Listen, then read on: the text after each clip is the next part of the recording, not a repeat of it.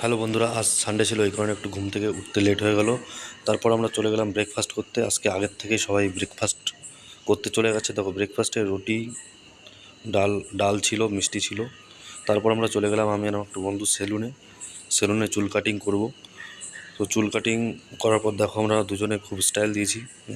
চুল কাটিং করার পর আমরা রুমে চলে আসলাম। রাত্রেবেলা খেলা ছিল ইন্ডিয়ার, খুবই এক্সাইটেড ছিলাম। ইন্ডিয়া ম্যাচ জিতে গেছিলো, এই কারণে আমরা সবাই মিলে ইন্ডিয়া জেতার পর অনেক অনেক অনেক আনন্দ করেছি, খুবই এক্সাইটেড ছিলাম।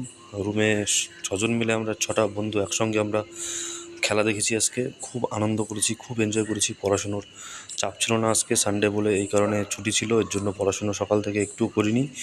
যার কারণে আমরা খুব রিল্যাক্সে সবাই মিলে এনজয় করেছি খেলাটা। এবং খেলায় আজকে ইন্ডিয়া জিতে গেছে, যেই কারণে আমাদের সেলিব্রেশনটাও খুব আনন্দ করেছি সবাই মিলে। হোস্টেলে যত লোক ছিলাম আমরা সবাই মিলে ছাদে গেছি, ছাদে গিয়ে খুব এনজয় করেছি।